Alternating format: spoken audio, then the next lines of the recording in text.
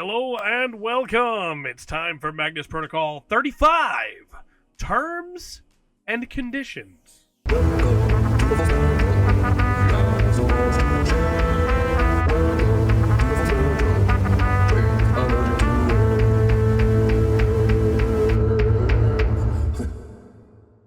Our case number is CAT-1RB4778-140-82023-22052052024.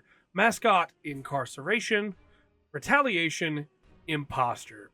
We're going to get into the rest of it here, but real quick, our case is a wonderful callback in some ways to an earlier reference made by... what is his name? I forgot to write his name down here. It's the guy that's tied in with Bonzo. Man, okay, hold on. Dickerson. Why didn't I write that down again? I've just given myself more editing work to do. Anyway, Dickerson had mentioned an imposter before that dressed up in costume and killed people. We get that guy's case today. It's Minky. It is Terrence Minky. And Terrence Minky dressed up as a Bonzo lookalike with costumes that he made. One of which he mentions only seemed to get tighter and tighter the longer he wore it, which makes me wonder if that's sort of what happened to Bonzo himself. But this guy has like a parasocial relationship with Mr. Bonzo where he believes that Mr. Bonzo is doing things specifically in response to what Minky is doing. And eventually he's caught, he's brought into prison, and Bonzo finds out about where he is and starts sending letters. And it's a really short case. It's a really fun case in some ways. Just the idea of this person that is completely off, right? Something happened to them at a young age, and they mention what happens with their mother and then what they do to their dad, and it makes it feel like there was something wrong there, that maybe had the person been looked at and been able to be helped, things might be different, but they weren't. And now, unfortunately, Minky has become a terrible monster and has to be, locked away. And it's interesting because from an outside perspective, Minky is the monster in this story, right? But it's absolutely Bonzo, who either Minky breaks out trying to avoid Bonzo as the music kicks up towards the end of the statement. I say breaks out, not as in breaks out of the prison, but breaks out into violence, or Bonzo breaks in. But either way, the case is cut short as due to an interruption, right? And I think it's really haunting to have this person that looked up to Bonzo so much that is now killed a bunch of people because of this twisted love that they had for Bonzo. Minky at one point calls Bonzo his god, basically. And then Bonzo is on his way. Mr. Bonzo's on his way. He wants to play, or he wants to stay. He wants to play. And just hearing Minky just cry out, he wants to play with me.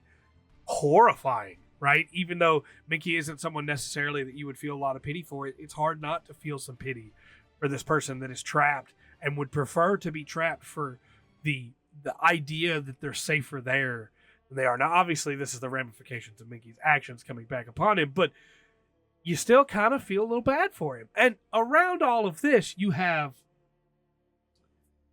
the story continuing, right? And I don't think this is going to be a very long one because I don't have much to say here, but I do have some things. So we have Alice trying to decode Colin's notes and failing at first. I feel like she's eventually going to figure it out. But specifically stuff about Ethernet in there and trying to understand what's happening, Celia mentioning a friend starting a podcast. If you have not yet accepted that this is archived Celia, I don't know what to tell you. Because at one point here, Celia tries to get Alice to start looking at the cases with themes, with like brackets that they would fall under. And the ones that she references are darkness, disease, being buried alive. Celia is clearly trying to get Alice to consider these things from the perspective of the fears, right? Ugh. Is being overworked in the list there somewhere? Is that buried? Being buried under work? Oh-ho! Anyway, so there's also a reference to Celia finding more alchemy stuff when digging into the archives even more, and I feel like I wanted some hints there as to what they're talking about, but I do have something alchemical to bring up later, and that was very interesting. There's definitely going to be more there. But by far the most interesting things to me are the last two things here. So at one point, Gwen comes to sit down with them and tries to ask for help in Gwen's way, right? She doesn't say, hey, I need help. She mentions some of the things that she's overloaded with and is expecting support, and instead does not get that from Alice, right? But one of the things that Gwen mentions here is about balancing the books and a man named William Price. And there's some fun jokes about Bill Price balancing the books, ha ha ha. There's two things that came to mind with that. The first one being emails about balancing the books, as in make sure that you're on it with your externals, right? But the second thing is Price. And if this is a person that worked at the OIAR, everybody so far with the OIAR has had a name that references a famous alchemist. And James Price is a famous alchemist from history that, unfortunately, that wasn't his original name. Hold on, let me get the original name. It's in my notes here. His original name was James Higginbotham. Like the particle, right? Anyway, James Price, he told everybody, and there were people that would claim that he had been able to transmute materials. And when the Royal Society sent people to go check on it, he tried to backpedal and tried to say, hey, actually, I'm out of the powder and I can't make more of the powder because it's going to put me in a bad way if I need to, because it affects my health trying to make this powder. So I can't make any more of this powder that I need to be able to turn metals into other metals, specifically silver into gold, right? Or tin, lead, anything like that. So he claimed the key to his success was a red powder that was half of grain of a certain powder of a deep red color, right? Later on, he would use a white powder in one of his demonstrations. But either way, when the Royal Society came to check on it, and after multiple delays, instead of producing this powder and instead of turning lead into gold or silver into gold, he gave himself cyanide poisoning, basically. It wasn't cyanide. Let me get the exact material here because I always want to give you the most accurate information. It was laurel water, a mixture of laurel water from the fresh leaves of the cherry laurel. And a lot of people will say, oh, well, that's good for you, right? That helps with things like asthma. Well, it can, but it also has hydrogen cyanide in it. And if you take too much or you take a very strong serum of it, it will just kill you. And that's exactly what happened. He drank this in front of them, and before they could figure out what was happening, he died. I referenced that in the alchemy video, I believe. But I think that's really interesting that I don't believe this is a scam name or somebody trying to play tricks on him. I think this is someone else that worked at the OAR because of that last name, Price. And then lastly, Alice runs into Teddy, who's hauling around a bunch of tech and is terrified of the view of the camera. I think Teddy works for Starkwell. I've had this theory for forever now. I think Teddy's new job is Starkwell, and he is supposed to be keeping an eye on them and keeping an eye on the OAR and everybody there, and he's not supposed to let them know that he's doing it.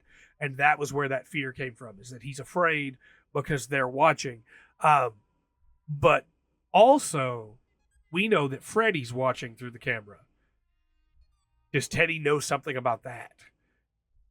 Could it be instead that Teddy's working for Freddy and trying to keep things calm and protected from the outside? It's hard to say. I really feel like it's Starkwell, and that Starkwell is up to something with the OIR, but it's just hard to say. There's not really much more to say about this episode. It was a really fun episode. We got that close the loop on the Bonzo lookalike and the murders there that Dickerson had talked about, that put Bonzo into a pretty bad spot and put Dickerson in the spot that he's in now. And it seems like at some point Bonzo wanted revenge. Also, the notes, the cards that are sent, the birthday cards, right? I just realized I'm still wearing my headphones. That's going to be a huge pain to... I'm going to take them off now, and I'm going to try and get the thumbnail from after that moment. Anyway, the letters, the birthday cards, were written by Bonzo himself. I've also just realized the air conditioner is on, so you've probably heard that in the background throughout all of this, and I gotta try and edit that out. Just making mistake after mistake today. Anyway, Bonzo wrote out the letters himself, and the last one, it was like it was stabbed through the paper almost. And I just think that's a really terrifying detail that Bonzo wrote those letters. It's a really fun episode, especially after last week with how dark last week's episode was. It's really nice to have one that definitely is still moving the plot forward, but isn't quite as insidious, right? It gives you a moment of breath to take in a nice little breath there, and then we can go right back into next episode, which will probably be another Sam episode if I had to guess. My assumption is we're going to back and forth them, but it could be a series of OIAR episodes and then Sam episodes. We'll see. Anyway, like I said, not much more to talk about in this one, but it was a really, really fun one, and I like it quite a bit. I feel like it's going to be very important.